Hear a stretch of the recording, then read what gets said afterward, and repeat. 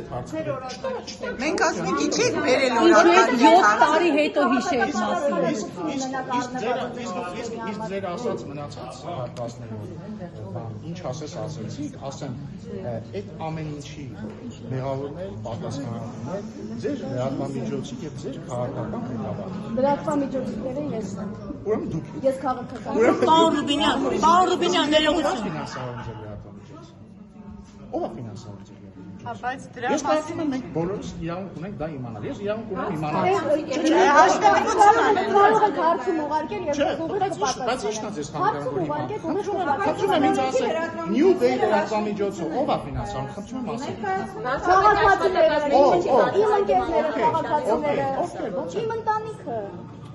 Մի քանի տարբեր բան ասեցիք։ Ձեր ընկերները, քաղաքացիները եւ իմ ընտանիքը բաց է։ Որ խնդրեմ հետո կուղարկեք ինձ ձեր Հարցում արեք գրավոր, հարցում արեք գրավոր կուղարկեմ։ Պարոն Ռուբինյան, դա շատ կարևոր է որ մենք Պարոն Ռուբինյան, իմ գործընկերները հարց ուղղել են 1 րոպե։ Ոնց է վարչապետը կաթողիկոսին այդ հանձնակոմը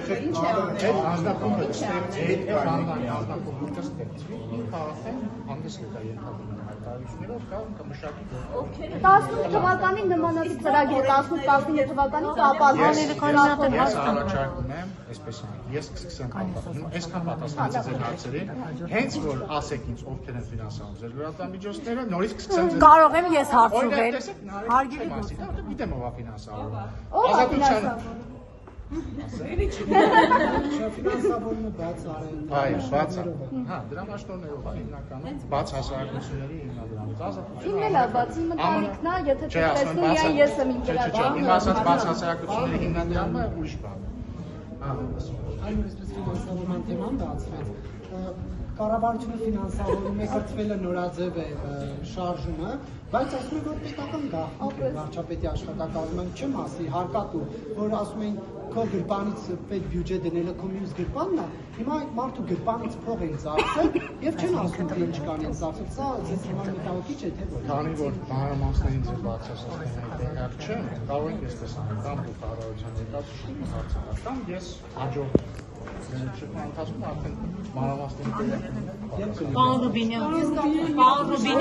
հանրությունը այնուամենայնիվ Հայաստանի Հանրապետության վարչապետի գրառումը կատարել է, մինչ օրս հետաքրքրվում է,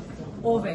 այն սրբազանը, ով է քերին, ով է քերուբին։ Դուք փորձել եք, երբ որ Հաշինյանը հետաքրքրվել, հա։ Չի եք այս արդեն հանրությունը չի հետաքրքրվում։ Հետաքրքրվում է, Չէ, դա մեզ էլ է հետաքրքրում, որտեղ տեսեք, օրինակ երբ որ սրբազանը, քերին, քերուբինը։ կամ ով է մանկապիղծը, ամենակարևորը, ով է մանկապիղծը, որտեղ դա հանցագործության մասին հաղորդում է, օրինակ Քրեական վարույթ նախաձեռնել։ Ես կարծում եմ, որ հանրությանը պիտի հետաքրի կամ նույնիսկ հետաքրքրում է ոչ թե ով է այս մեկը, կրկնում եմ քերակինը կամ մյուսը, որը մեղք չունեն հանգիստ օրը։ Հանրությանը հետաքրում է հետևել հարցը։ Այս մարդիկ, որ ասում են, ես սրբազան եմ, որ ասում են Աստված պահապան, որին պետք է ասել Աստված օգնական։ Դե կոնկրետ անուն ասեք։ Իրենց ուխտը պահել են, թե չէ։ Բայց կոնկրետ անուն ասեք, ոչ թե ընդհանրացեք։ Իդեպ մի բան էլ ասեմ ձեզ էլի։ Քանի որ էլի կրկին անաչառ լրատվամիջոցներ, բաց եւ թափանցիկ, անի դեպքում դեռ կպարտեն թափանցիկ, թե չէ, բայց հնարավորություն տրված է բարձրացնել։ Խնդրում եմ հարցնել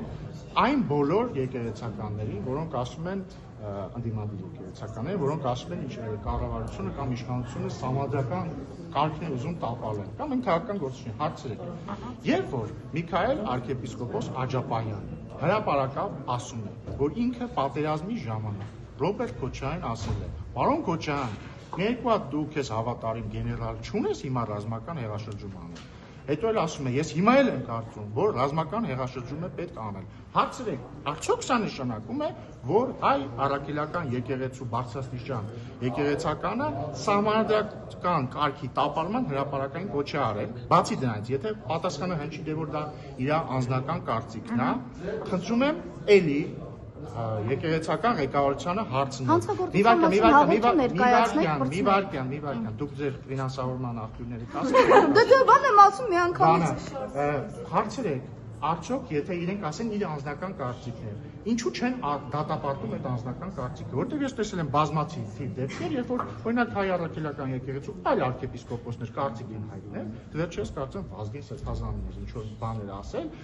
հայտարարություն արեցին հայ առաքելական եկեղեցու անունից, ասեցին մենք չենք կիսում իր արտահայտած կարծիքը։ Հիմա ես կարող եմ եզրակացնել, որ Գերագույն հոգևոր խորհուրդը որ չի արել հայտարարություն ու չի ասել, որ մենք չենք կիսում Միքայել Աջապահյանի, Միքայել arczepiskopos Երաշնորհ Տեր Աջապահյանի հայտարարությունը այն, որ Հայաստանի պետք է ռազմական հեղաշրջում։ Խնդրում եմ տվեք այդ հարցը ու հաջորդ անգամ նորից Պարոն Ռուբինյան,